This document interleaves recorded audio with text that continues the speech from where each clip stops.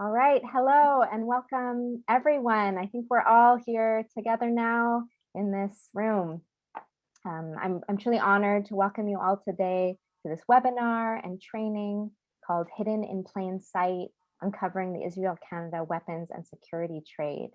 This event is currently being live streamed to World Beyond War's Facebook. That's at facebook.com/World Beyond War. And we welcome everyone who's watching in that platform as well. I would encourage everyone here, you're welcome to use the chat box to share your comments, to introduce yourself, and to write any questions, which we will gather and will be addressed by the speakers later on. My name is Rachel Small, and I work at World Beyond War, a global movement to abolish war, the war machine, and to establish a just and sustainable peace. I'm thrilled to see that we are being joined here tonight by people from truly across Turtle Island and beyond. I actually looked at the registrations right before we just started and noted that while a majority of us here are in so-called Canada, there are many others joining from Palestine as well, several from the United States, and audience members in at least 9 other countries. So welcome to all of you. We're so glad you're here. I myself am based in Tkaronto, otherwise known as Toronto, which, like many of the cities people here are joining from, is one that's built on stolen land, stolen Indigenous land. In this case, it's land that's the ancestral territory of the Huron-Wendat, the Haudenosaunee, and the Anishinaabe peoples, and it's land that needs to be given back. For all of us joining from so-called Canada, the foundational war of this country is, of course, one of colonization.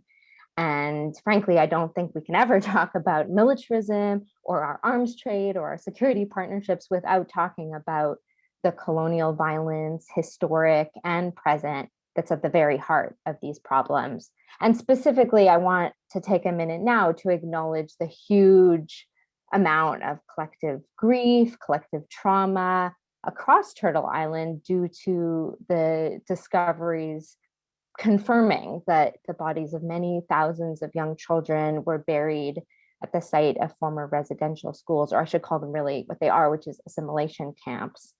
While the deaths were, of course, known by the communities, the sheer number of children that were killed is a shocking discovery, as well as that death, the murder of these children in these government-run schools was covered up by so many people in power over many years, people who still hold power. I want to create space for that moment of grief that we're in, and also make the connection that it's clearly documented that Canada's systems, genocide, of apartheid against Indigenous peoples, were exported to South Africa and used in the apartheid there, and were also adopted in turn by Israel to be used against Palestinians.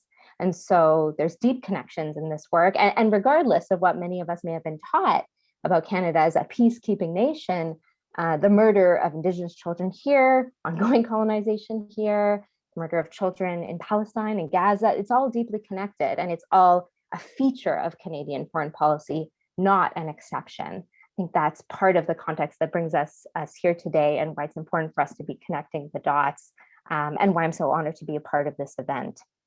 So the context for this webinar is the very exciting launch of DMSI, the database of Israeli military and security export, a new searchable database. We're thrilled to have those who played a key role in creating it here with us today.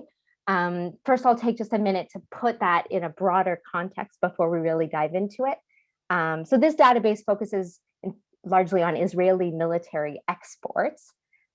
Striking example of this, of local relevance, is when just a few months ago, it was announced that the Canadian military would be buying new drone surveillance technology manufactured in Israel by the infamous company Elbit, and famously battle tested during Israel's 2014 assault on Gaza, when hundreds of children were killed by these drone strikes.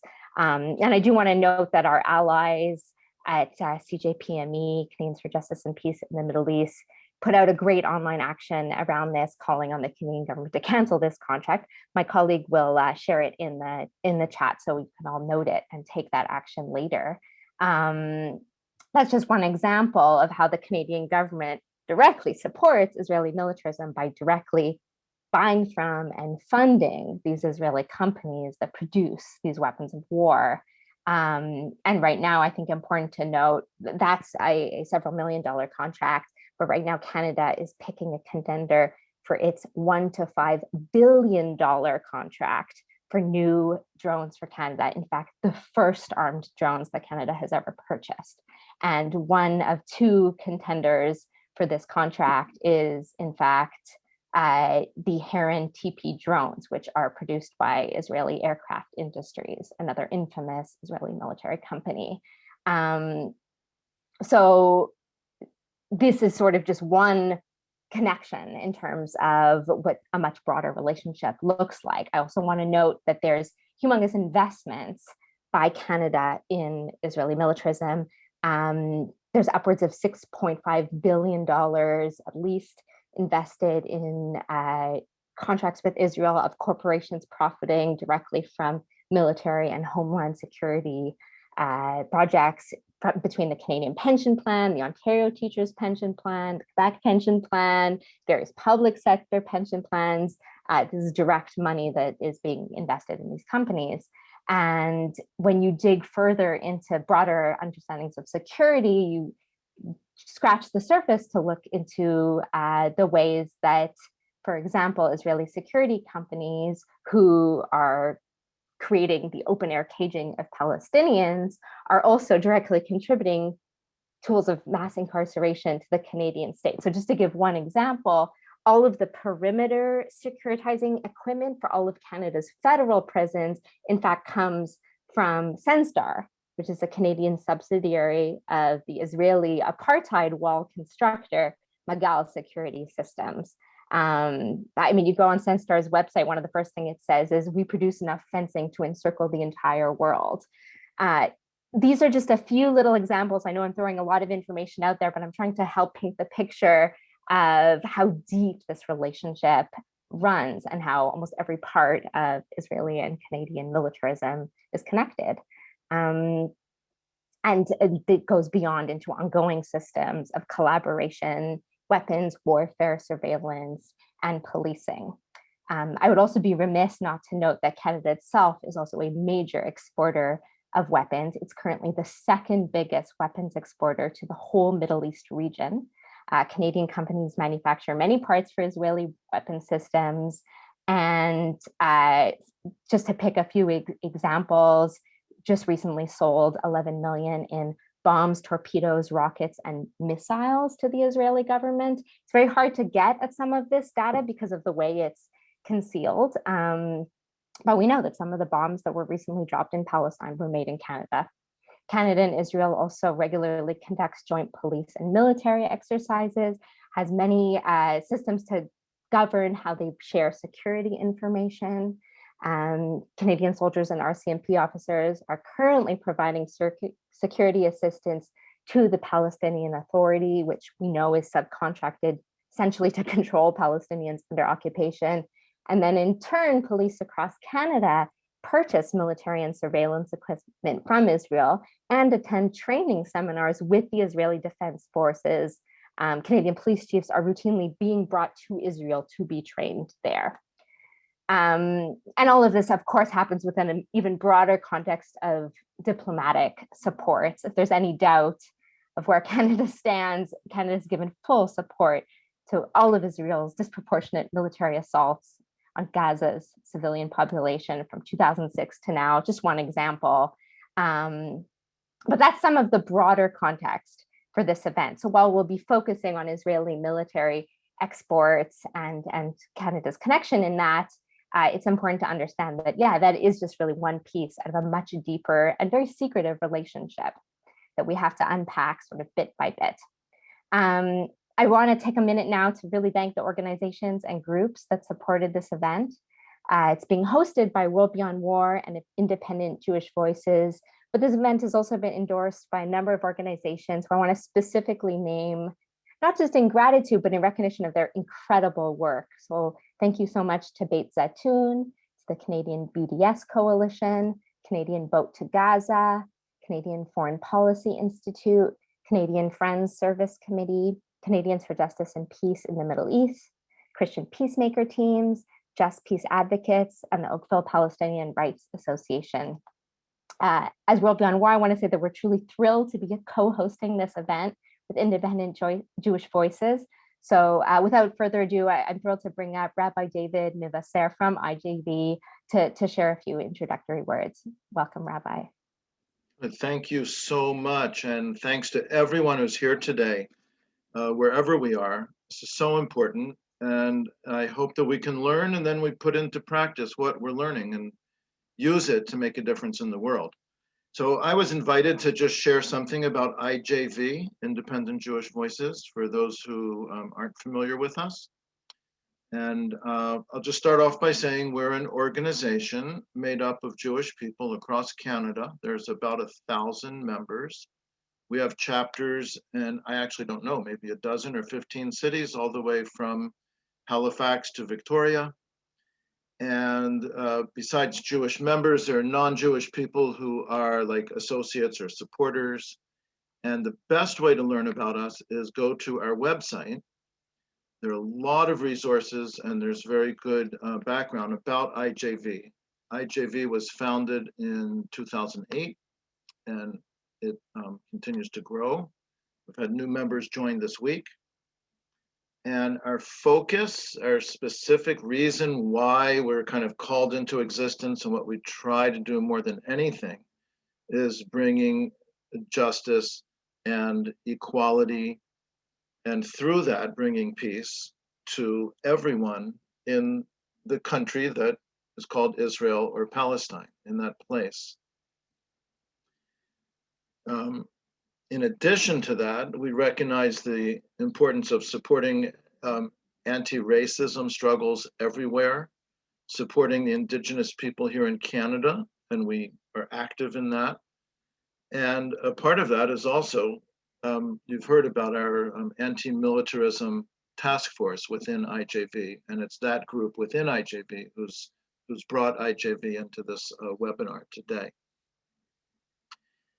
And Rachel just gave such a good summary and introduction to the topic. I'll just add to that. I'm just going to kind of speak from my heart. You know, as I heard you talking about the history of Canada and Canada's history of racism, militarism, and you know, you talked about Canada contributing to apartheid in South Africa and so on. I had to reflect for a moment on the history of the Jews. And for centuries and centuries and centuries, Jews were not involved as Jews in anything like that. I would say up until less than 100 years ago, up until actually not long before I was born, as a people, Jews throughout the world were very peaceful.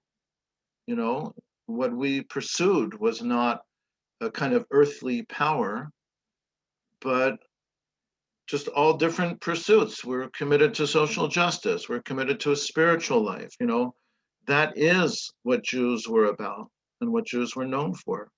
The Christians and the Muslims called us people of the book. So something has happened in the last 70 or so years. And today, Israel, I've read, is the 8th largest exporter of military equipment and weaponry. In 2020, Israel's arms exports were $8.3 billion. It's a significant part of the Israeli economy. That figure comes from the Israeli Ministry of Defense. It's a government figure. Like Rachel said, a lot of this is hidden, but that's what's out in the open. From 2019 to 2020, it went up by 15%.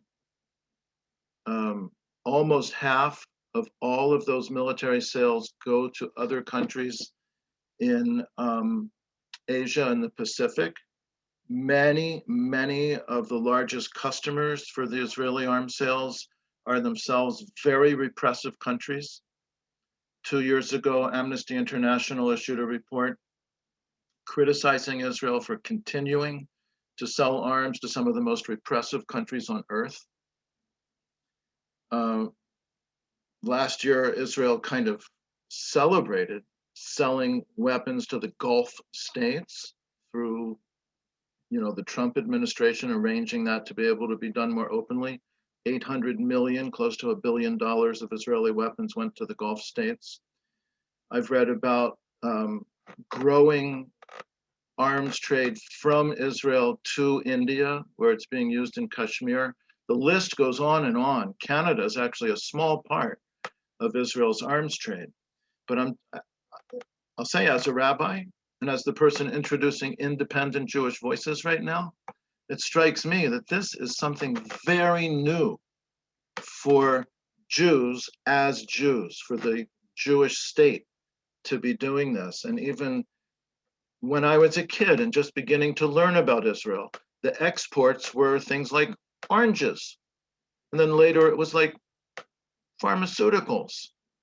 And today it really is very much weapons and military equipment. So I think I will leave it there. I'll invite everyone who doesn't already know about IJV to take a look at our website. Consider joining us or supporting us in some way. I am feeling in these last couple months that in some ways the tide is beginning to turn. The narrative is shifting, and we are a part of that. We're a part of making that happen. And you can strengthen us by joining us, becoming one of us, or just supporting us, or also just signing up to get our newsletters. So I just invite you to connect more with IJV, and I will post a link into the chat. And thank you again, especially to World Without War and everyone who's here with us together today. Thank you so much, Rabbi Mevasser. And I see there's already some questions showing up in the chat. That's excellent. The format for the next little bit is that I'll introduce each of our three distinguished speakers, and then we will have a little bit of time for questions before moving into the second part of this event, where we'll really dig into DMC and actually have a bit of a training in how do you use this to get at this critical information that's needed for our solidarity work. First, without further ado, it's my pleasure to introduce our first speaker, Professor Mark Muhannad Ayash, born and raised in Silwan Al-Quds before immigrating to Canada, where he's now an associate professor of sociology at Mount Royal University. He teaches and writes in the areas of social and political theory, post-colonial theory, study of violence, Canada-Palestine relations, and decolonial movements, with a particular focus on the Palestinian struggle. He's the author of the book, A Hermeneutics of Violence. He's co-edited a book on protests and generations in the Middle East and North Africa and the Mediterranean, has published in many academic journals, many international media sources, and is currently writing a new book on settler colonial sovereignty in Palestine, Israel. Welcome, and thank you so much for joining us, Mark. Thank you so much, Rachel. And thank you very much to Independent Jewish Voices and for World Beyond War for organizing this session and for inviting me to speak here today. And I look forward to learning more about it from Sahar and Jonathan shortly. So what I want to talk about to you today here is to hopefully give you a little bit of a sense of why this action is necessary. Why are you doing what we're doing here today, and why we should all continue with this work against militarization and the weapons trade. I want to focus my discussion on Gaza. Obviously, Israeli violence is unleashed against Palestinians across Palestine, not just in Gaza, but as many of you know, from May 10th to May 21st this year, Israel launched a full military assault in Gaza. It's important to always remember that when you see these military assaults, that this isn't just the one episode where there is an attack on Gaza. Gaza is constantly under attack. The siege of Gaza is in itself violence. And there are always sort of so-called smaller operations that take place that never even make it into your news feeds. But nonetheless, these big ones, the full military assaults do garner attention, and they are much more, the violence is much more visible, certainly in them, in the destruction. in those 11 days of May of this year, according to the United Nations Office for the Coordination of Humanitarian Affairs, OCHA, during those 11 days, an estimated 256 Palestinians were killed. That included 66 children. Almost 2,000 Palestinians were injured, around 600 children, 400 women, and 1,000 men, some of whom sustained severe injury and, according to the report, may suffer from long-term disability requiring rehabilitation. During those 11 days, the infrastructural damage was quite severe. According to the OCHA, around 2,000 housing units were either destroyed or severely damaged. 15,000 housing units suffered some damage. Multiple water and sanitation facilities and infrastructure were damaged, leaving approximately 800,000 people without regular access to safe water. 58 education facilities, 9 hospitals, and 19 primary healthcare centers all suffered some damage. As was reported in Reuters, there was an estimated $89 million worth of damage to the energy, agricultural, and industrial sectors. It's important to remember that this dollar amount is cumulative from the siege itself and from previous onslaughts on Gaza. And so that amount is always growing because of limited access to electricity, to water, and other crucial basic resources. And all of this in combination with the siege of Gaza, all of it amounts to the intentional de-development of the Palestinian economy and Palestinian infrastructure, and the creation of Palestinian dependence on foreign aid. But what I actually want to stress here today, that immeasurable in these numbers and statistics is the destruction of lived Palestinian lives, the life and death stories of the Palestinians that were killed and maimed, which continue to echo long after the so-called end of this barrage of bombs and destruction. And regardless how much investigators, journalists, scholars, and activists can document the violence in measurable quantities like lives lost, injuries suffered, damages, and so on, there will always be an immeasurable element of that violence that I want to focus on.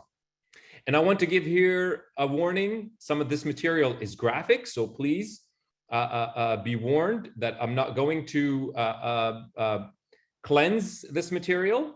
It is important. I don't do it for the purpose of shocking you. I do it for the purpose of showing you exactly what I'm talking about when I say there is an immeasurable part of violence here. So we're going to just look at one example, one story, and that's the story of Yahya Khalifa. He's a 13-year-old boy in Gaza, and his body was torn to pieces when he was walking to the market to buy yogurt. There was a toddler in the household who was crying. Yahya, the 13-year-old boy, goes to the shop to buy him yogurt, never comes back. As reported in the Middle East Eye, the Israeli bombs dropped on him and many others, including other children, around 9 p.m. on May 13th. And this is how his brother, 18-year-old Mustafa, described the scene. And I quote from Mustafa in the Middle East Eye. "I was running in the street and people killed and injured were everywhere. The blood covered my feet and it was too dark that I hardly found Yahya. I held him with my hands. His back was open and part of his shoulder was dislocated. I lived 18 years and this was the most horrific scene I have ever and will ever see in my entire life. Since that moment, I try not to leave the house so that I won't have to remember the scene when I see that place." End quote. Yahya's mother, Asma, described how his younger brother, 10-year-old Mu'tasim, the 10-year-old also witnessed his brother's little body torn apart by the Israeli attack. Asma recounts how as soon as Mu'tasim saw her when he walked back into the house, he simply passed out and collapsed. She has already observed serious trauma in Mu'tasim, from loss of appetite to how, and I quote from Asma's quote in the Middle East Eye, "Sometimes in the midst of laughing, he starts screaming angrily without a reason. He cries all the time and is still experiencing the deep shock." Asma then recounts the unbearable that is on top of the already unbearable. And I quote here from Asma. "They buried Yahya on the next day. When my husband Mazen came back from the funeral, neighbors in the street called him and told him, "Your son's flesh is on the electricity pillar." He went there and saw a piece of flesh hung on the pillar. He took it with a piece of cloth and went back to Yahya's tomb and buried it. She also recounts how Yahya had saved money for weeks to buy a bike 2 days before being killed by the Israeli state. And I quote from Asma here. He bought the bike for 60 shekels, about $20. For weeks, he kept himself from buying chocolate or chips like his friends, only to save his pocket money to buy it. He waited to ride his bike and bought tiny LED lights to hang them on it to celebrate the Eid. But he left before he could do any of this. Yahya could not wait for Eid. What did he do to be killed in this horrible way and prevented from celebrating it? End quote. Yahya's plans, his very futurity, so not just his future, but the ability to imagine a future, to imagine a continuing existence, was ripped apart from Yahya and his family by ripping apart his flesh, his presence. Israeli violence, therefore, disrupts and debilitates an entire family's generational existence. In taking away Yahya's futurity, it indeed takes away all his family's futurity. Critical to underscore here is that it's not that Asma, Mazen, Mu'tasim, and Mustafa are incapable of fully registering their horror because nobody in their situation can. And then yet we as scholars, journalists, activists, and concerned people can document and discuss these horrors. In fact, their reaction, their words, their unbearable burden and pain is precisely what we all should also acknowledge as our basic standpoint of knowledge. So we as scholars and activists and ordinary people also cannot measure this destruction. Each one of those 66 children and their families in those 11 days of uninhibited settler colonial brutality has a similar story to share. And this story, which we only got a brief look into here through the real journalistic work and reporting found in the Middle East Eyes, unlike the types that you find in Euro-American spaces, that story is just one. And we're only getting a very brief look into that one story. But it's just one in an 11-day window into an approximately 73 years of brutal settler colonial violence and conquest of Palestine. When the ceasefire came into effect, a poll published on Israel's Channel 12, and I'm getting these numbers and quotes from Israel's Channel 12 through a New York Times report, and I quote, indicated that 72% of Israelis thought the air campaign in Gaza should continue, whereas 24% said Israel should agree to a ceasefire. Israelis from that 72% communicated a range of expressions and statements for their desire to continue unleashing Israel's war machine.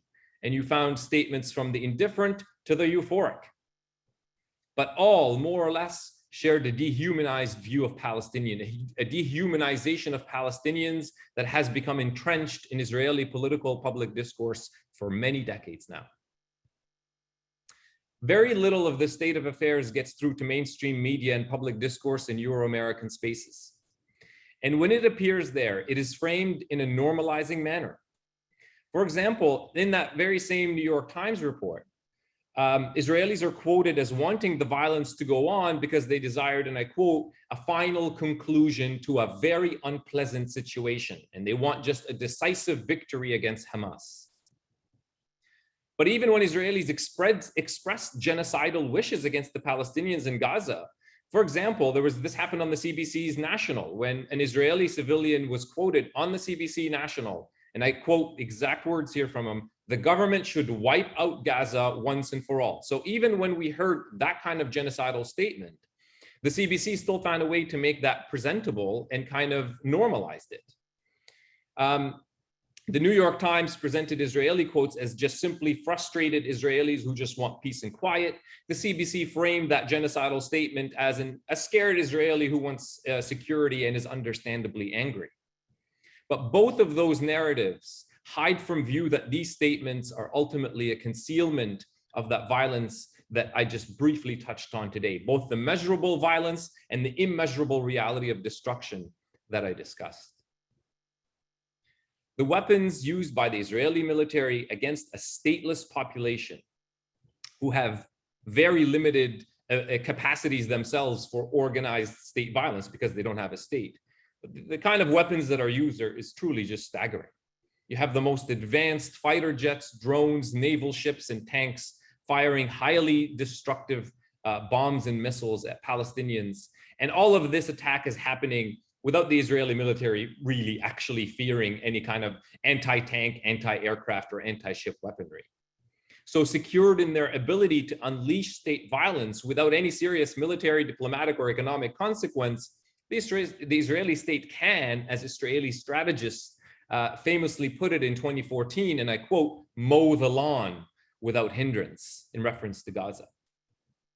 Palestinians are a mere blade of grass in this Israeli discourse, which simply needs to be cut down when it grows too long.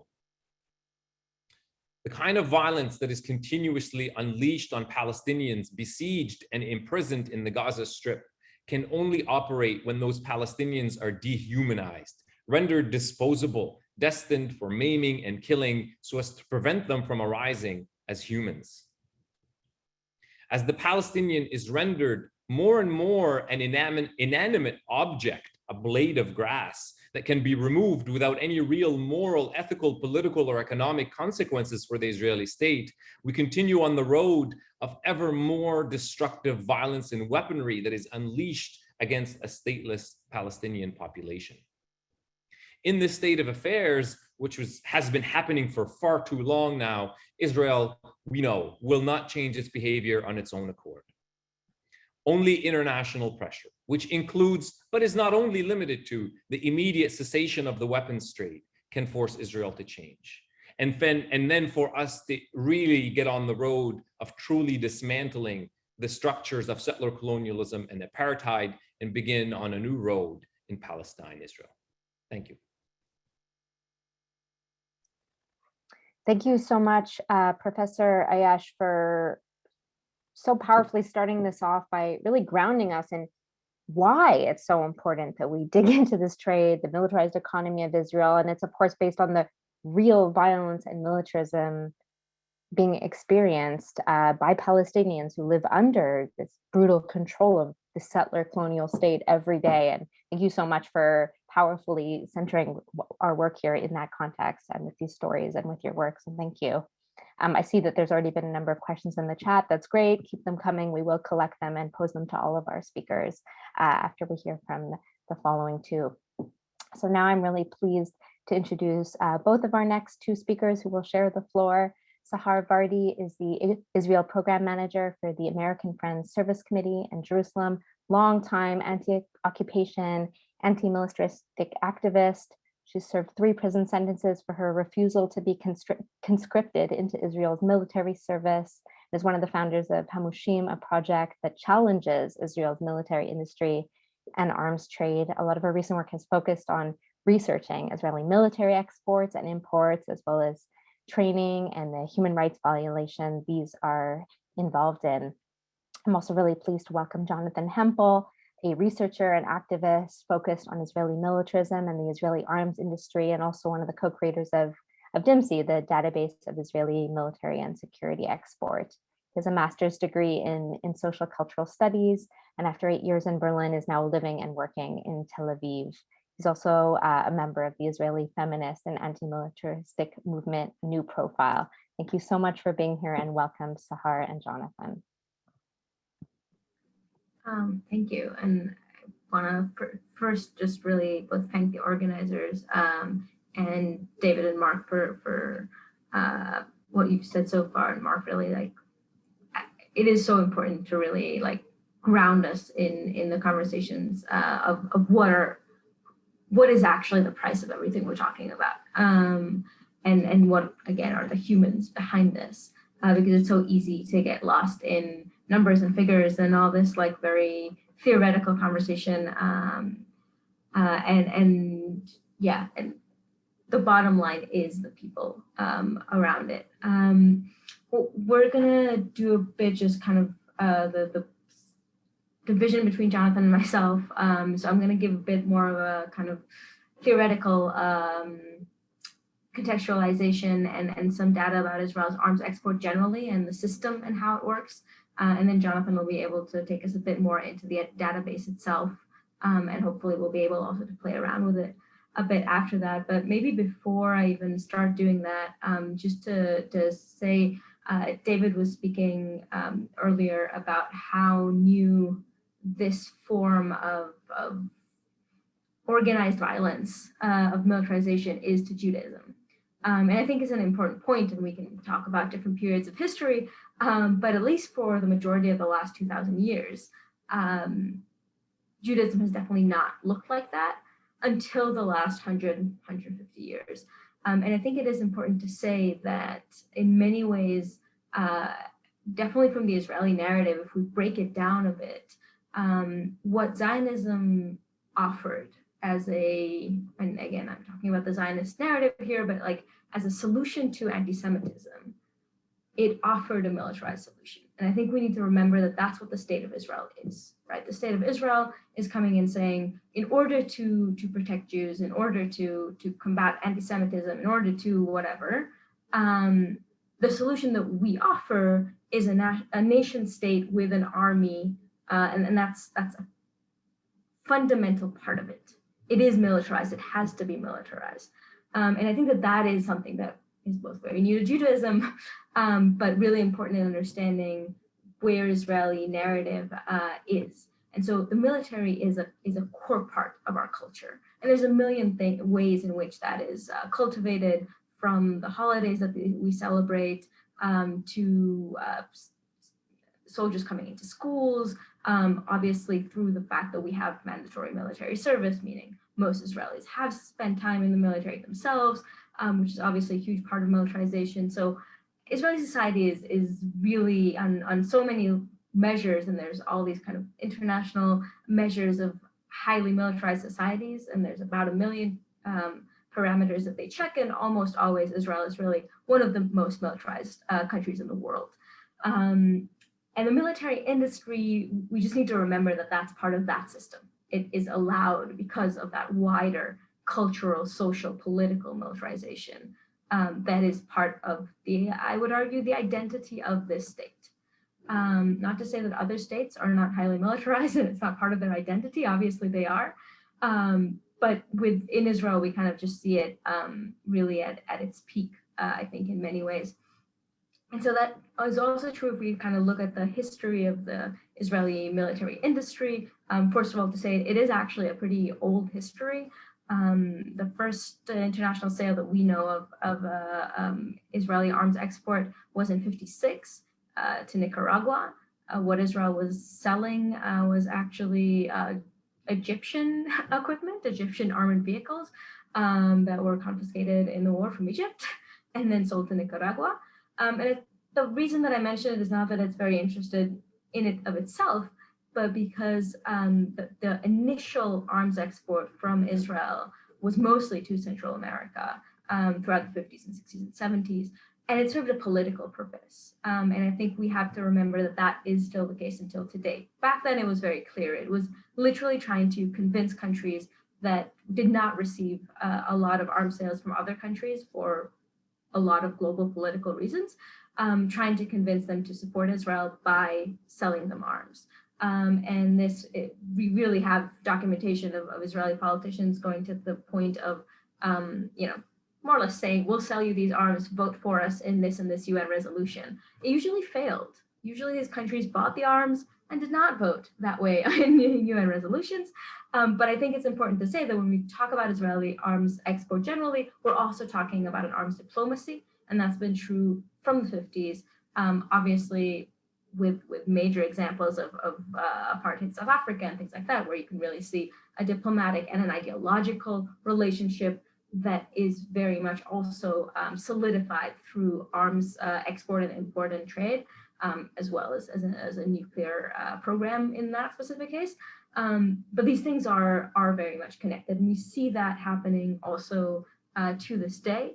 So for instance, and again, this was mentioned before, India, which is today Israel's biggest client of arms and biggest by far, 60% of Israel's arms export goes to India, and we'll talk about that a bit. That's an ideological relationship as well. This increased in 2014 with the selection of Modi when Modi rose to power. We're talking about a nationalist, right-wing, and very much like this kind of one-man show that we've been seeing in a lot of leaders over the past decade. That kind of political placing is something that Netanyahu very much held for a long time, and that was his ideology. And Modi just fit into that, and so we're seeing those relationships, and I just think it's important to kind of remember that as well. So I'm just going to dive a little bit into what Israeli arms export actually looks like today, and some of these numbers have already been shared a bit, but just a second before we talk about the export, I do think it's also important to talk about the investment, the state investment in the arms industry. So Israel, depending on how you count, is one of the biggest spenders on arms in percentage of GDP in the world. So this is a number from 2014 that puts Israel as the second biggest spender on arms as a percentage of a GDP. The numbers from the last few years have been fourth biggest, third biggest. Either way, we're talking about a country that prioritizes spending on arms. And it is important to say that spending is public spending, obviously, like it is in most countries. When we go into the export, what we'll find is that that is also being more and more privatized.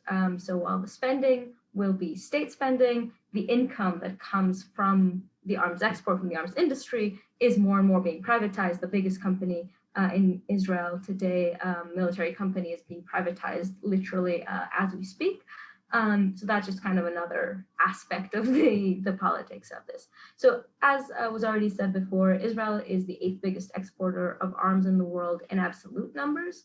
If you calculate that per capita or per GDP, it is the #1 exporter of arms by far. And there's a lot of reasonings to that when we look at specific kinds of equipment, especially drones. So Israel is a leading exporter on drones. You can see here, there's an average of 30 years in which Israel has been the biggest exporter of drones in the world in absolute numbers. This is not in ratio to GDP or to population or to anything. Just think about what it means to have a country of this size and with this size of industry being able to literally lead the field of drones. And now, what does it mean to lead the field of drones? Why does it? How does it? I think those are all questions that we'll be asking today, which is about the industry itself. So most of the production in Israel is for export. So we're talking about, depending on the year, between 75 and 85% of Israeli military production is for export. So that's definitely what kind of pushes it. The numbers were already said here before, 9 billion, 8 billion in 2020. It's a huge amount of the industry. It's also a huge employer. And I think that's also, again, if we think about Israeli economy at this point, Israeli economy in many ways is married to this industry. It's such a big industry that it also has to do with employment, with people who are dependent on it, and has the social consequences. But this brings us really to how is it that in a small country with a not very industrialized, like we don't have heavy industry much in this country, how is it that exports so many arms? This is a quote from 2015. We actually now have newer quotes, unfortunately, from the last attack on Gaza, but this is a quote by someone from one of the big military industries in the country that says that after every operation like the one taking place now in Gaza, we see an increase in the numbers of international clients. And in many ways, this is a lot of the kind of the mechanism that Israeli military industry relies on, is the ability to test, to develop, and probably more importantly, to market weapons in the battlefield, quote unquote. Now, this is, I will say from a military perspective, a bit ridiculous. As Mark said, this is not a military, this is not a combat situation, right? Bombing Gaza is not a war zone. It's state-of-the-art, high-tech planes with zero resistance to them.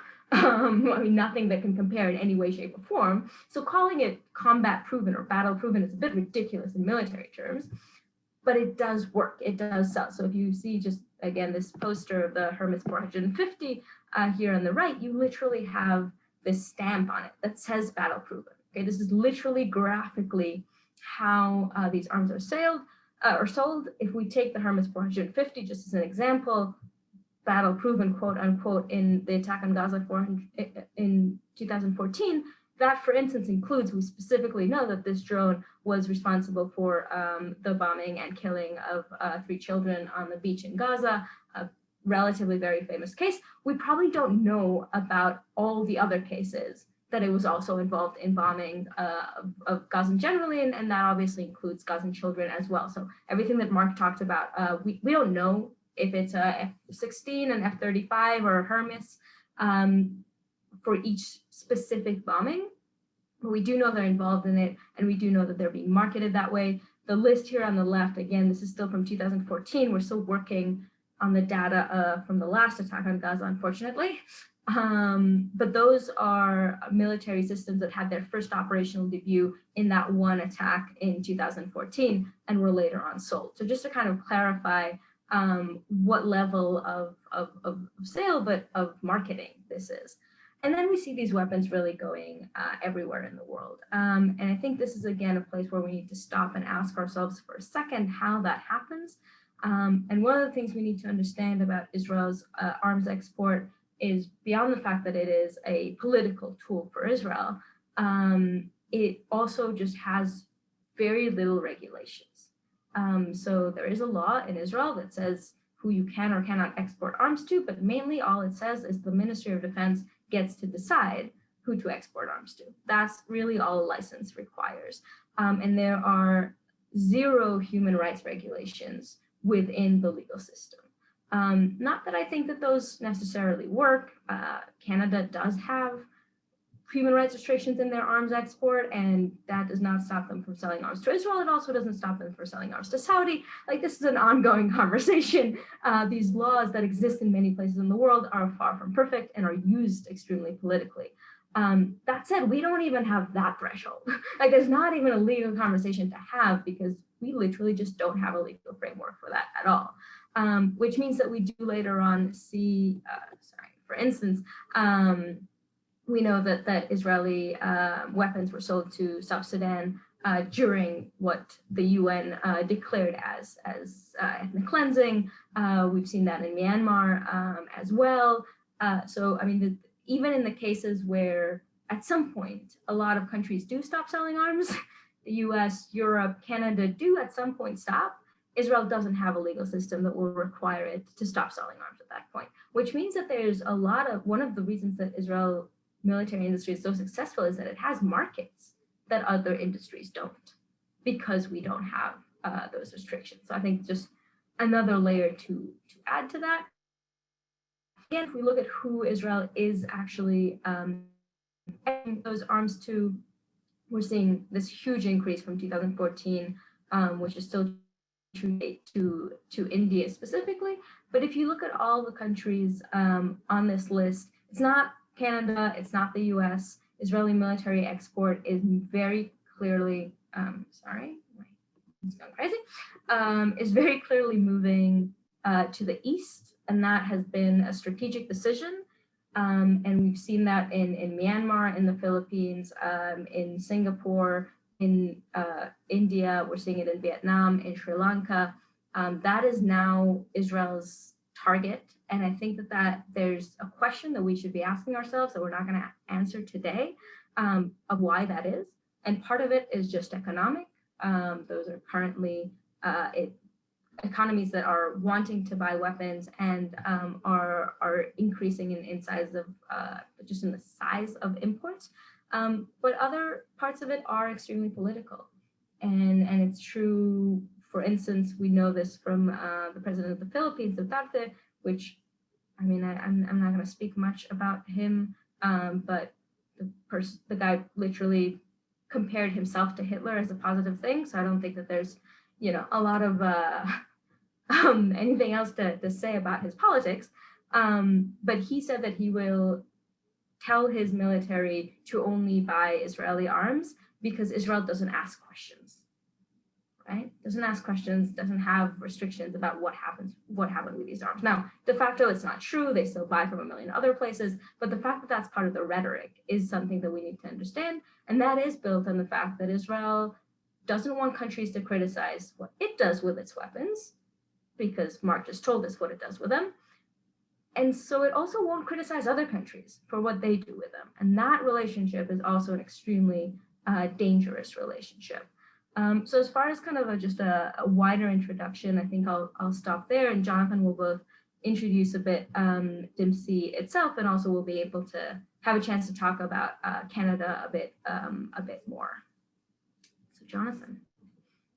Thank you, Sarah, for this great introduction. And thank you also, Mark, and of course, Rachel, and all the organizers and organizations. Yeah, I'll try to make it quickly because we also will have time to a little bit practice and show the database later in the second part. I just say that the database we launched it in February officially, but it's like a small launching progress, and we're still working on it for now. So first of all, the database provides data on trade and use of Israeli military and security export. It includes also police, weapons and equipment, and as other services. Also, of course, cybersecurity systems. And the database is for now only it's providing data only from the year 2000. So all the historical deals, it's not including it. It sometimes gives an historical background and context, but without having too much information about the deals. We just needed to limit it somehow. And the database supports searches by country, by weapon, and by companies. We will show you later how exactly it works. Yeah, so the information is all public information. It's, of course, validated information from different sources, from research institutions or media, or a combination of different sources.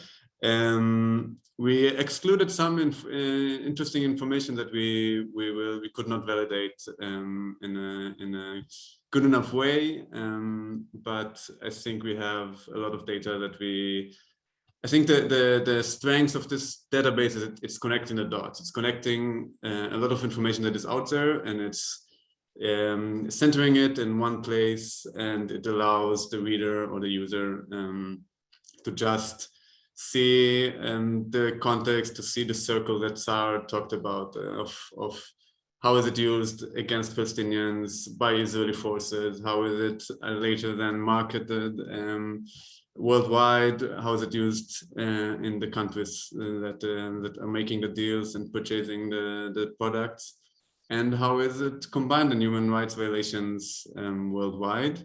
And it gives the user the chance to somehow understand, like just giving facts, and then the user can connect the dots easily.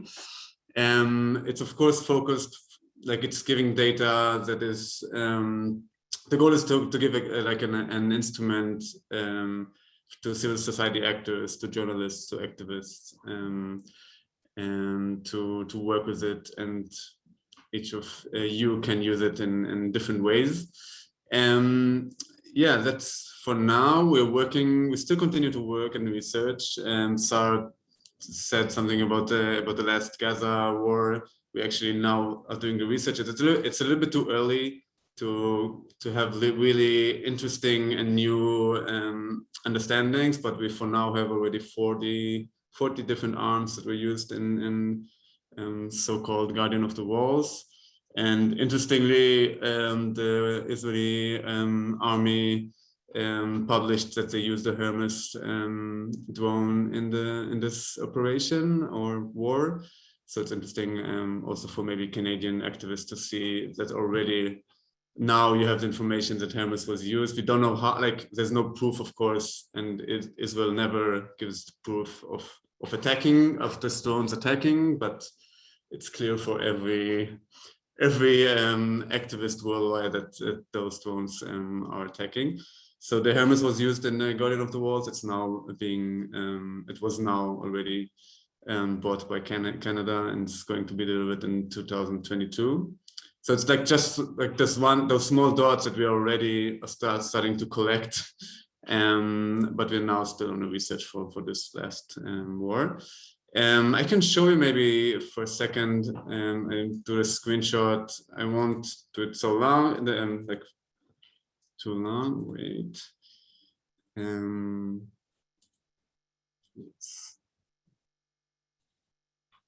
So I hope you can see. That's the database.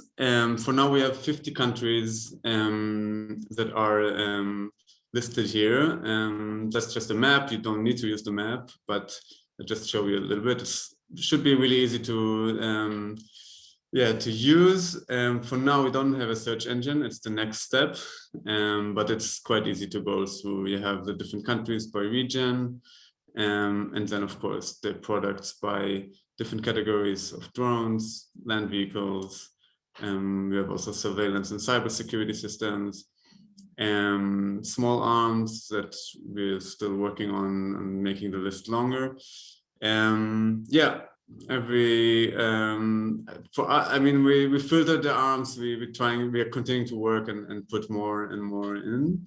It's so much that it's hard for us to make it that's now a research of a year or maybe even a year and a half that is now in the database, and we're still continuing to research and put everything in. Here are the different companies. It's Israeli companies that are involved in the manufacturing and production of the arms. That's how it looks. We can show you, like, for example, Canada, and we'll later give you some assignments to play with it a little bit, or research questions.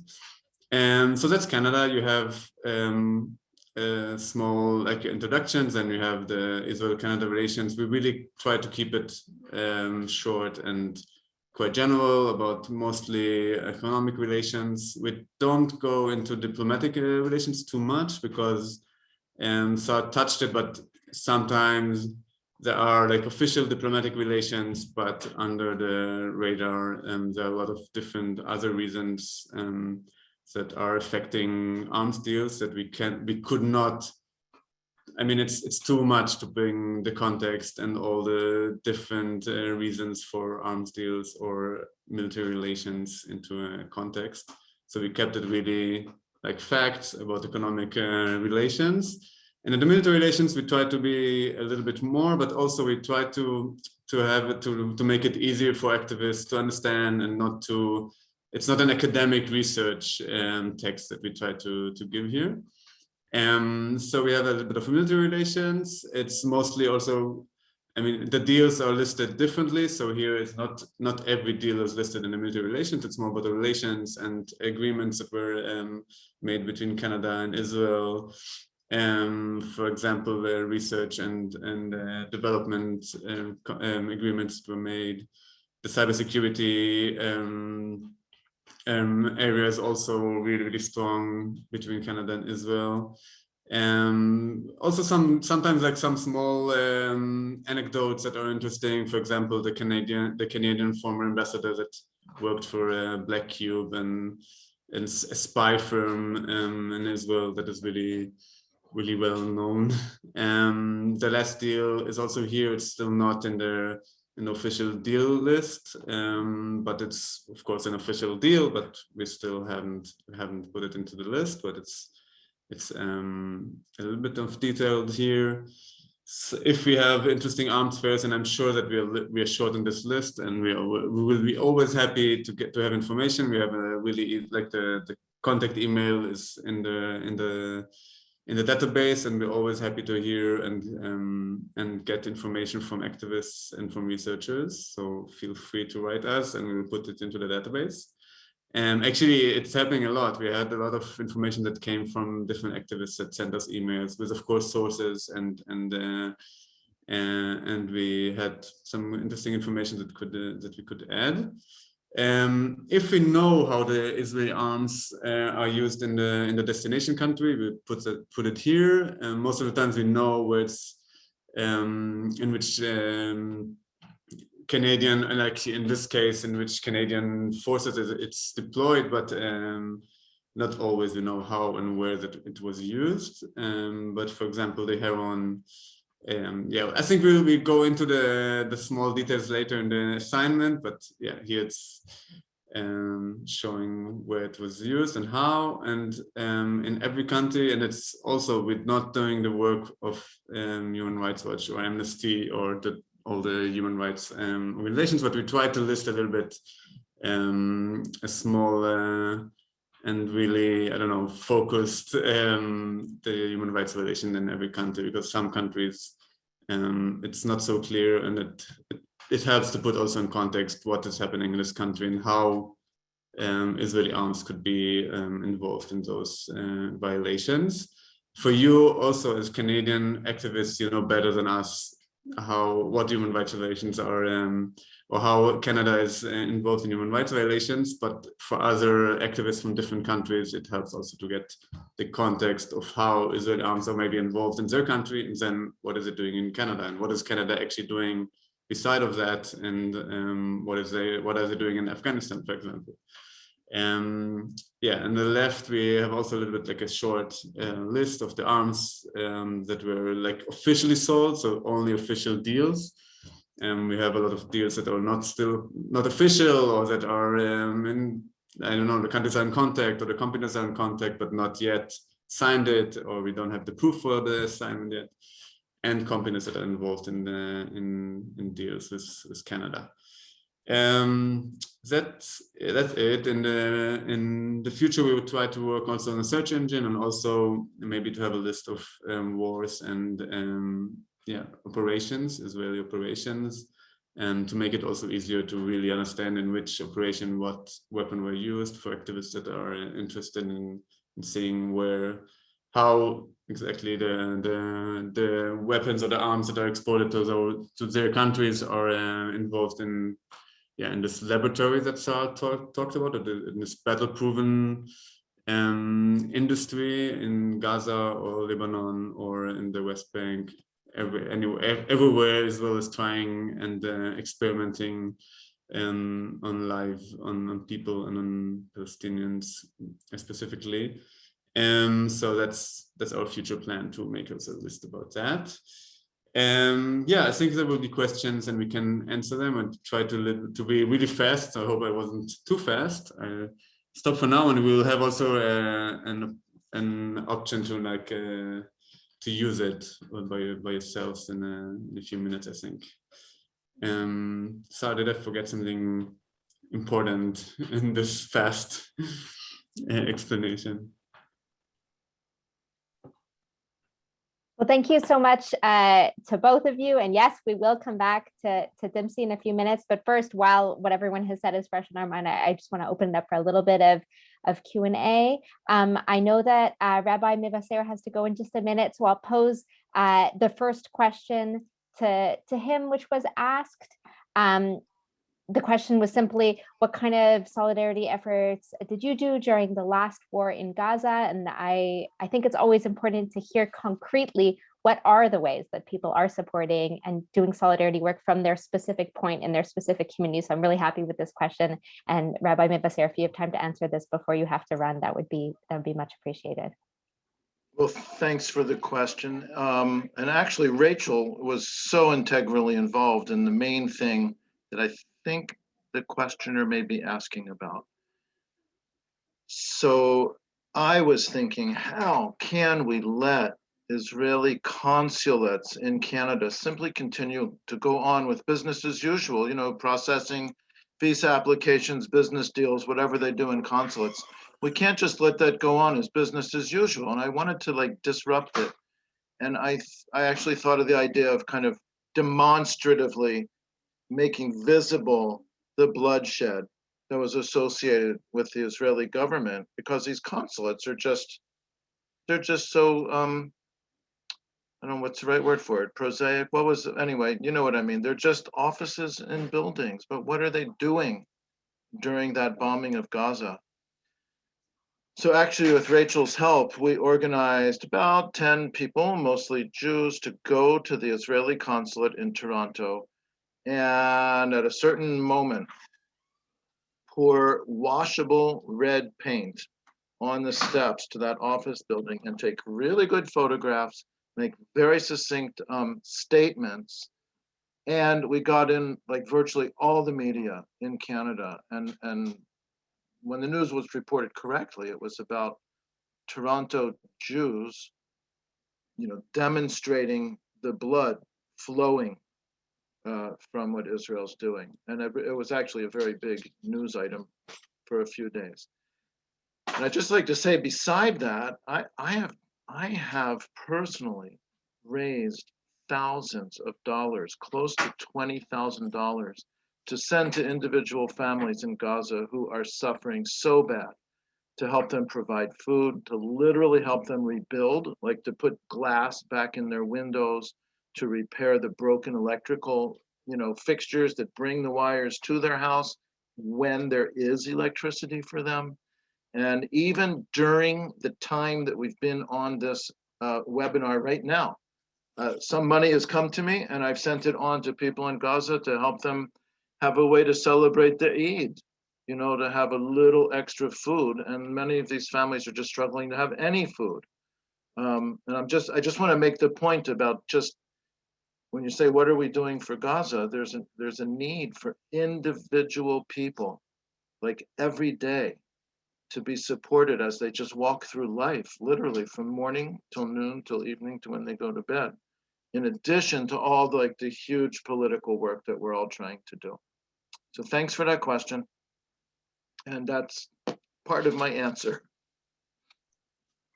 Thank you so much, Rabbi Mevasser. And I think throughout the rest of this webinar, there will be some other chances to hear sort of examples of how people can take this knowledge of Canada's complicity in this violence, and in general of the arms trade, and apply it in ways that make a difference, that are about solidarity, that are about support. But I would love to pose a question to Sahar and Jonathan. In working on this database, I'm curious if you can share any of either what you've already heard about how it is being used or could be used, or how you maybe anticipated that people might use it. What is some of the hopes that you have with it?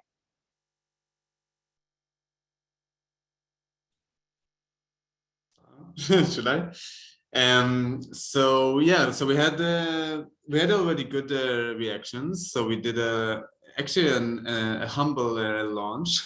So it was not like a huge international or media launch, because it was we did also an event, and actually and just like really honest to you, Google, we didn't put so much effort into some Google optimization thing. So it's going from activist to activist. Some media platforms already use it. We actually had also some media articles that we saw that they not always or even told us, but they were using it already, and we saw the structure of our article, like our different pages appearing in media. We had activists, also different BDS groups, but not only using it, asking for more information. We did some cooperations also with our other countries and activists from other countries, or activist groups that try to build some coalitions. For example, the European, there's an organization now fighting against the militarization of European borders, that are using the database, and we're part of a research group there. Also some Israeli anti-occupation activists and different Palestinian activists told us that they're using it and are in contact with us. So it's really that's exactly what we try to do. That's why it's in English. It's not only the goal is not only Israeli activists that are fighting from inside Israel against this export to countries that are violating human rights, but it's the whole circle, and we want all the different parts of the circle to fight against it. So we have Colombian BDS activists that are now seeing what the weapons are doing in Colombia, fighting it from this angle, and then seeing how is it used against Palestinians in the last Gaza operations, and also tackling it from this angle. So for now, it's working great. We're still continuing also to get it out there and to get people to know it and be in contact with us. And we have different activists that are still like giving us information. Finland, for example, we have inside. It's an interesting cooperation now with researchers from Finland that are providing us information about different deals that we couldn't maybe know about without talking, like knowing the language. So we have different aspects, and we're still working on new countries that we want to get in. Yeah, we're happy with, like, we're just from February working. It's launched in February, and we already had some good reactions. Did you want to add anything on that, Sahar? No, I see there's so many other questions in the chat that we'll never be able to cover everything, but yeah, I should be clear. We're not going to get to all the questions. And we're just have really time for a few, because I really want to make space for the next part of the same event where we dig into DMC a little bit. But there's a question that I did want to raise. It says, the boy you talked about, this is directed towards Professor Ayash, is the same exact age of my grandson. How can Canadian and American Jews believe that his destruction and that of other innocents and civilians in Gaza can in any way protect Jews around the world? Mark, if you want to answer that question as it's written, or even just in general, speak to these bits of like horrific violence, especially against children, that do occasionally come through the media, or that do people perceive it. How do you think this fits in as part of these broader narratives that we're hearing? Yeah, thank you, and I really appreciated Jenny's comment there, and I mean, I think in terms of Jenny's question about how does this protect Jews in Canada or America, I think Independent Jewish Voices knows the answers quite well to that and has articulated it quite well for many years, which it doesn't. And in fact, it does the opposite. And you know, we can have a long discussion here, of course, on how, you know, Sahar actually talked about this, how Zionism is basically the militaristic answer to the problem of anti-Semitism, and therefore one that doesn't really resolve it. And so, you know, as I've written about this publicly before, the Palestinian struggle against Israeli settler colonialism and apartheid is part and parcel of the struggle against the project of colonial modernity, which has rooted in it the problem of anti-Semitism. So in a sense, the Palestinian struggle is also a struggle against anti-Semitism. And it has to be a joint struggle moving forward. Zionism was the one answer to that question, to the so-called Jewish question. And in my academic view, it is clearly a failed attempt. And therefore, new one is desperately needed. And of course, I'm not the only one saying this. Alana Lenton, Judith Butler, many scholars have argued this for many years. And to sort of tie this back as well to, you know, that story and the trauma that it is involved in it, that is immeasurable. It's really critical to understand that this is always compounded, right? These stories have been happening for quite some time now, decades we're talking. And Gazans or Palestinians in general have not even had a chance to heal from these things, because, you know, you don't even have the resources to try to heal. But before you even get to process what just happened to you, another onslaught is underway.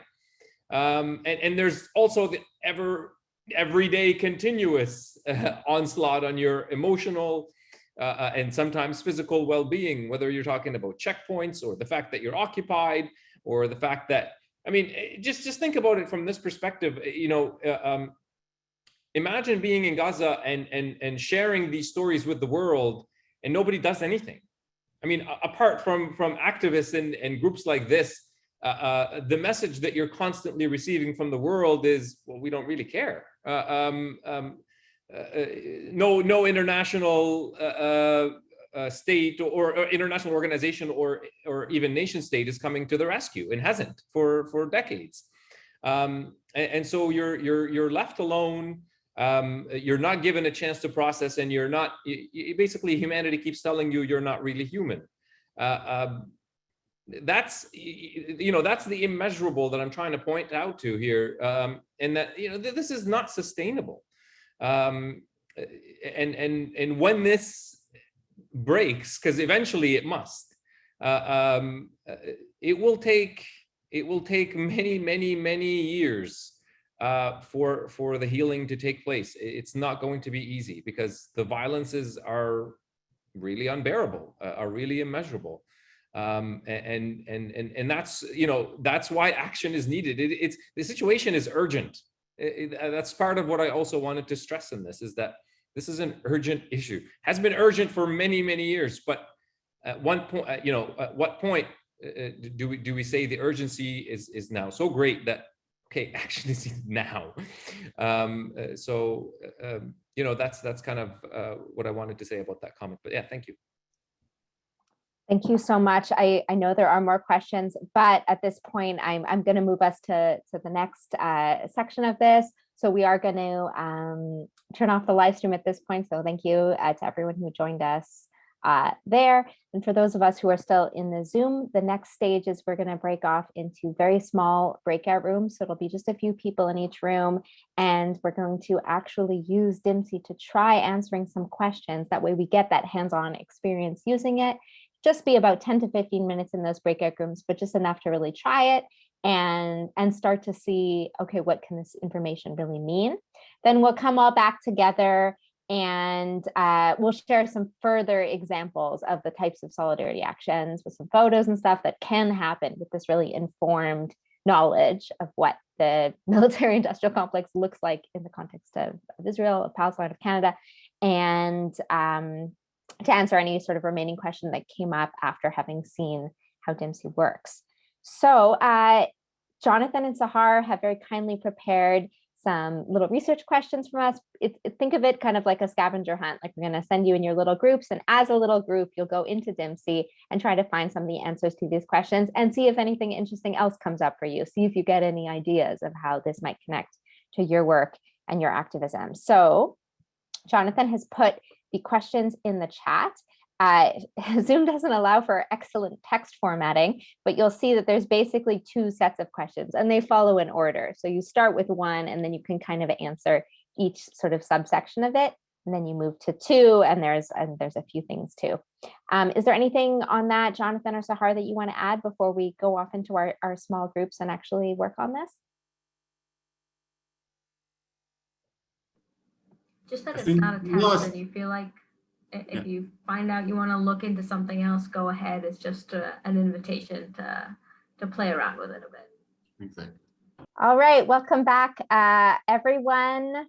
I know that for probably most groups, that was probably just like a first taste into Dimtsi, and there's a lot of information there. And luckily, it is open for you to go back to after this webinar at any point and dig in more. But I do want to open the floor to anyone who has any initial questions or anything sort of really interesting that came up that you think others might want to hear. And for questions, yeah, I would ask maybe to limit yourself to questions that you think maybe are relevant to the broader group. So maybe not like sort of a specific tech issue with your computer, but bigger questions about Dimtsi or about what you came up there.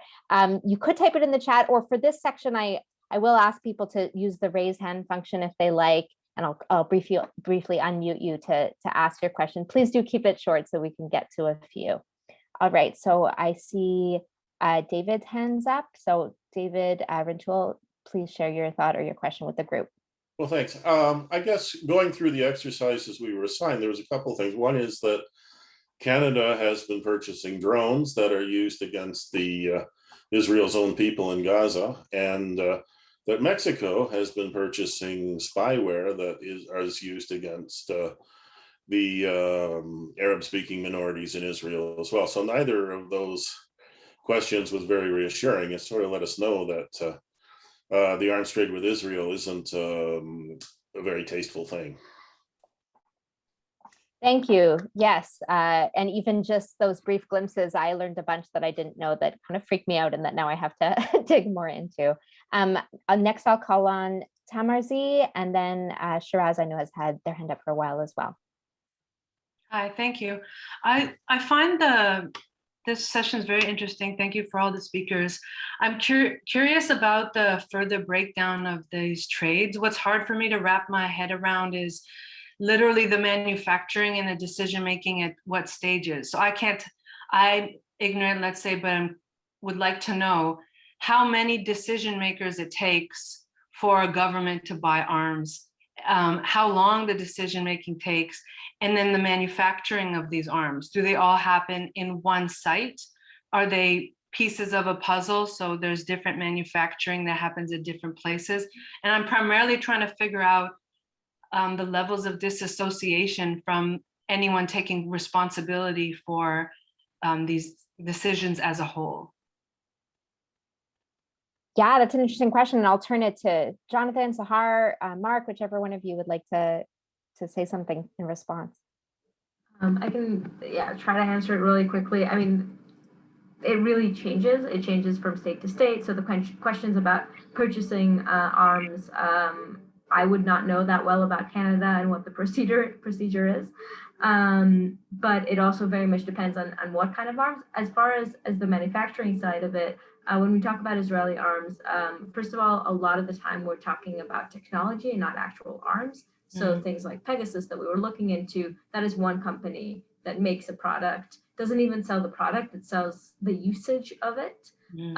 So that could be one thing. Or if we're talking about a drone, then yes, we're talking about an Israeli company that has manufacturing in both India and the UK, that different parts of that drone will be built in different places, assembled together, and then sold somewhere. So like there's a huge variety of how much is like production in one shop, how much is in a lot of different places, and how much is a lot of different companies. So if we take the F-35, which is a US aircraft, there's a lot of Israeli technology in, for instance, the helmets of the pilots are produced by Israel, the plane itself by the US, there's a Canadian component to it. There's like a lot, the bigger and more sophisticated the equipment is, the more there are a million countries and companies involved in the manufacturing of it.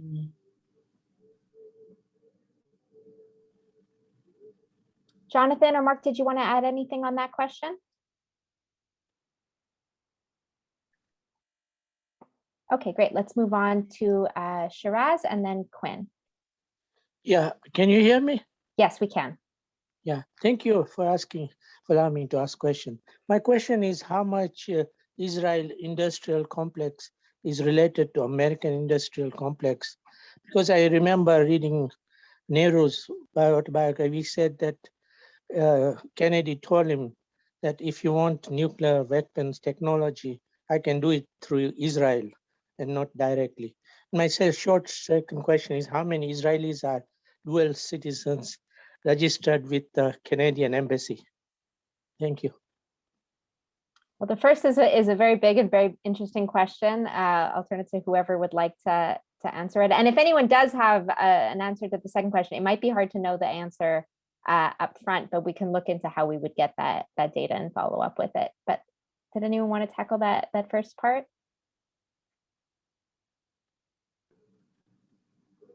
I mean, I'm happy to, but Mark, Jonathan, do you want to?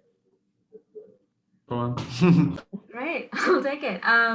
Yeah, I mean, it's a big question. I would say there are two main ways that the two military industrial complexes are very much related. First of all is the US military aid to Israel. We're talking about $3.8 billion a year. That has been the case since the 80s. which that is all only in vouchers to buy weapons from the US. So in effect, this is US Congress giving money to its own military industry, and Israel is receiving weapons on the way. And that's a way that Israel is part of the US military industrial complex. But another example of that is the fact that while I did speak about how Israeli arms are used, for instance, in Gaza or other places, and then getting this like battle-proven label and sold with that, that's also true for arms coming from other countries. So as an example, during the last operation in Gaza, we saw operational use of the F-35. The F-35 fighter jet, we could talk about it for a very long time, but I won't.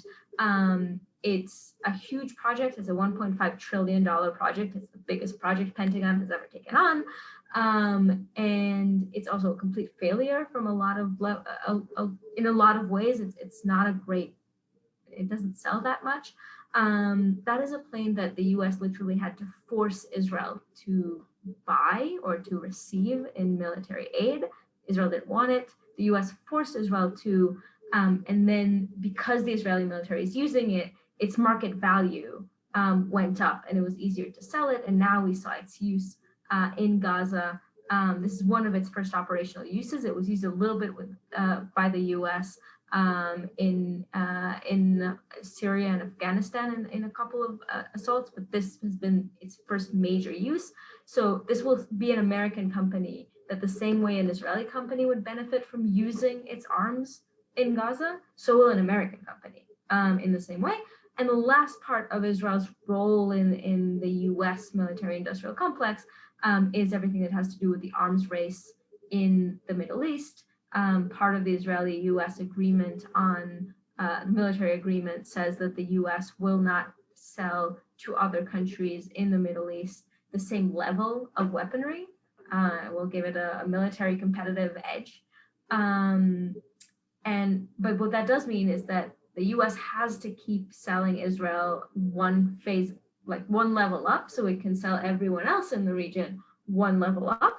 And what we've seen with the normalization agreements with the UAE, and we're slowly seeing the same kind of things happening with Saudi, is that the US needs Israel to normalize relations so that they can sell weapons the same level and increase their arms sales to other countries in the Middle East. So there's a lot of relationship between those two military industries, and that could be a whole other webinar, but that's like on a 2-minute, yeah. Maybe I'll just jump in really quickly just before we leave the F-35s on a Canadian link there, which is Canada right now. Is receiving proposals to purchase 88 new fighter jets. It's the second biggest procurement in Canadian history. And World Beyond War and many other groups are part of the No Fighter Jets Coalition. If it's nofighterjets.ca if people want to check it out. But the F-35 is one of the 3 jets in the running, and they're sort of pretending it's an equal playing field for these 3 companies that are in the running for the jets, but it's very clearly understood that there's enormous pressure from especially the US to choose the F-35. We and many other people are of the opinion that in fact Canada should buy no new fighter jets from any of the 3 companies whose only purpose is to drop bombs. But these connections also show up in these kind of unseen ways. I saw that Mark was looking to answer as well. Go ahead. Thank you. And just kind of to leave people, I think, with the sort of the more abstract picture that Sahar very eloquently there answered the ways in which those complexes and there's industries are really interconnected, the Israeli and the Americans one. And it's just important. I just wanted to highlight that the American-Israeli relationship has long been a strategic relationship and has been since at least the 1950s, if not before that. Their relationship is not based on Judeo-Christian values or democracy and all of those things. It's very much a strategic relationship, which has been documented in academia. And one of those aspects is the weapons trade, but there are other, financial interests that are intersecting. The Israelis served a strategic purpose for the Americans during the Cold War, and now are and have also always served as a kind of a strategic asset in American imperial interests. Well, I would call them, they call them superpower interests, but they're imperial interests in the region. And if you don't want to follow academics on this, Joe Biden has said all this when in the 1980s, I think, or early 90s, in a speech to the Senate, long before there was a thing called YouTube. I'm sure he didn't imagine that speech would ever be replayed over and over as he ran for president. But you might have all seen it already when he said in that speech, if Israel didn't exist, America would have to invent one. And that's simply the most honest articulation of America's strategic view of Israel as a strategic asset. And those relationships go both ways. I mean, the Israelis benefit from American power, and American power benefits from Israeli power in really complicated ways that Sahar had just kind of give you a very good overview of in terms of the arms trade. Thank you. I'm going to turn it over to Quinn to ask the final sort of brief question, and then I'm going to just show some quick photos as just some examples that we've found inspiring in terms of ways that we can take this information and use it in our organizing. Go ahead, Quinn. That's a lot of responsibility, but I'll keep it quick. So first off, it was great, super intuitive to use, I found, especially when combined with Control F, the search in page function, which anybody can use. I had two very quick questions. So on the main homepage, there are a bunch of countries that are sort of grayed out. I assume that means that we just don't have the data on them on the website. But I think it would be useful to put somewhere saying that just because it's not included on the website, that doesn't mean that the trade relationship doesn't exist, just to clarify. And then I had one question. Let's say we're at a protest and we notice a drone being used. We research it and find out that it is and is from Israel or whatever. How do we submit that information to you? Is it just the email that's listed on the contact page, or is there another way? First of all, the first thing is, I think in the about page we voted, but maybe we can make it clear that of course we don't, like, Israel is exporting to around 130 countries around the world. So we just have 50 right now, but it doesn't mean that the others are not buying arms, and we will make it clear. Thank you, Quinn. And the second question, and for now the email, we thought about like a red button of like anonymous, but we actually really want to know from who it is, and we want to see the source, and we didn't have like, but if we hear from you or from other activists that it's actually important, that we would have a more I don't know, more convenient and comfortable way of sending us information, we could do that. We just thought it's not necessary, but we'd love to hear.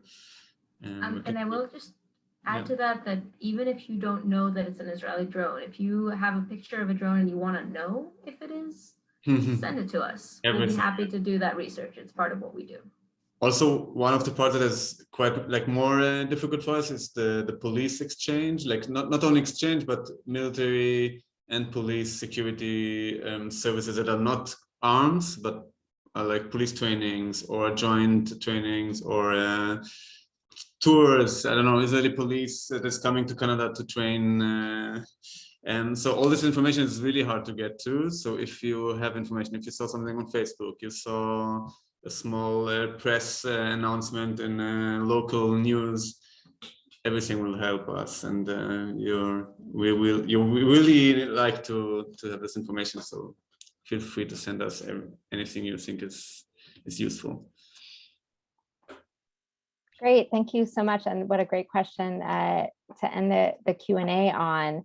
I wanted to sort of share some of the inspiration. That's part of the reason why we wanted to hold this training in the first part. So obviously over the past few months since the start of this summer, there's just been an overwhelming amount, at least here in North America, of protests, of symbolic actions, of just ways of people that are that Palestinians living here, but also folks who are not Palestinian but want to rise up in solidarity are taking action. Everything from huge mobilizations in all the main sort of squares or seats of government to die-ins and other symbolic actions on main streets. Rabbi David Mevesser mentioned how we had done sort of an action spilling paint on the Israeli consulate. And I wanted to highlight that I think part of the ways that that action had credibility and gained attention was that we were able to specifically name Canadian complicity in this. So yes, solidarity with Palestinians is important in and of itself, but also to highlight this is not just their problem, like Canada is deeply involved in it. And we did use some of this data as a way of showing the steps that the Canadian government could take immediately. Like tomorrow you could cancel this arms deal. Tomorrow you could do this thing that has a concrete impact on what's happening on the ground.